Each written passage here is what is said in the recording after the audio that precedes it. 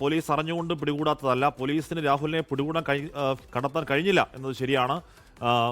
ഈ പറഞ്ഞ കോൺഗ്രസ് സംരക്ഷണം ഒരുക്കുകയാണ് എന്നുകൂടി മുഖ്യമന്ത്രി പിണറായി വിജയൻ പറയുന്നുണ്ട്. എന്തായാലും രാഹുൽ മുൻകൂർ ജാമ്യാപേക്ഷയിൽ പറയുന്നത് ആദ്യ കേസിൽ അറസ്റ്റ് ഹൈക്കോടതി തടഞ്ഞു, അതുകൊണ്ട് രണ്ടാം കേസിലും അറസ്റ്റ് തടയണമെന്നാണ് സെഷൻസ് കോടതിയിലെ മുൻകൂർ ജാമ്യാപേക്ഷയിലെ രാഹുൽ മാങ്കൂട്ടത്തിൽ മുന്നോട്ട് വെക്കുന്ന പ്രധാനപ്പെട്ട ആവശ്യം.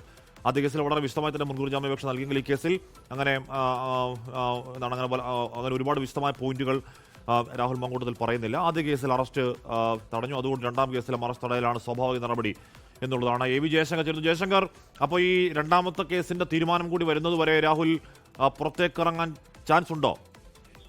ഹാഷ്മി, നിലവിൽ നമുക്ക് ലഭ്യമാകുന്ന സാഹചര്യം അനുസരിച്ച് രണ്ടാമത്തെ കേസിലും കൂടി നോട്ട് അറസ്റ്റ് ലഭിച്ചതിന് ശേഷമായിരിക്കും രാഹുൽ മാങ്കൂട്ടത്തിൽ പുറത്തേക്ക് എത്തുക എന്നാണ് നിലവിൽ ലഭ്യമാകുന്ന വിവരം. തിരുവനന്തപുരം സെഷൻസ് കോടതിയിൽ രണ്ടാമത്തെ കേസിലെ അറസ്റ്റ് തടയണമെന്ന് കാണിച്ച രാഹുൽ മാങ്കൂട്ടം ഇതിനോടകം തന്നെ ഹർജി സമർപ്പിച്ചിട്ടുണ്ട്. ആദ്യ കേസിൽ അറസ്റ്റ് തടഞ്ഞുകൊണ്ട് ഹൈക്കോടതി ഉത്തരവ് വന്നതിന് പിന്നാലെയാണ് രാഹുൽ തിരുവനന്തപുരം സെഷൻസ് കോടതിയെ സമീപിച്ചിരിക്കുന്നത്. എന്തായാലും ഈ ഹൈക്കോടതി ഉൾപ്പെടെ 15-ാം തീയതി ആദ്യ കേസ് പരിഗണിക്കുകയാണ്. അന്ന് ഈ മുൻകൂർ ജാമ്യം ലഭിക്കുന്ന മുറയ്ക്ക് മാത്രമായിരിക്കും രാഹുൽ മാങ്കൂട്ടം പുറത്തേക്ക് വരിക എന്നാണ് നിലവിൽ നമുക്ക് ലഭ്യമാകുന്ന വിവരം. രാഹുൽ നിലവിൽ എവിടെയാണെന്ന കാര്യത്തിൽ ആർക്കും വ്യക്തതയില്ല. പക്ഷേ നമുക്ക് ലഭ്യമാകുന്ന സൂചനകൾ അനുസരിച്ച് രാഹുൽ മാങ്കൂട്ടം കേരളത്തിന് പുറത്ത് ഒരു സുരക്ഷിത കേന്ദ്രത്തിലാണ്.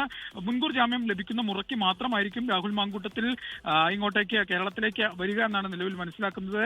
ഈ രണ്ടാമത്തെ കേസിൽ നോട്ട് അറസ്റ്റ് ലഭിക്കുകയാണെങ്കിൽ പോലീസ് അറസ്റ്റ് ചെയ്യുന്ന സാഹചര്യം ഒഴിവാകും. പക്ഷെ അപ്പോൾ പോലും ഇതിൽ ഒരു ദീർഘകാലത്തേക്ക് ഒരു പരിഹാരം എന്ന രീതിയിൽ ദീർഘകാലം അറസ്റ്റ് ഉണ്ടാകാതിരിക്കാനുള്ള ഒരു നടപടി എന്ന രീതിയിൽ മുൻകൂർ ജാമ്യം തന്നെയാണ് രാഹുൽ കണക്കാക്കുന്നത്. അതുകൊണ്ട് തന്നെ മുൻകൂർ ജാമ്യം ലഭിച്ചതിന് ശേഷമായിരിക്കും രാഹുൽ മാങ്കൂട്ടത്തിൽ പഴയതുപോലെ പൊതു ഇടങ്ങളിലേക്ക് എത്തുക എന്നാണ് നിലവിൽ ലഭ്യമാകുന്ന വിവരം.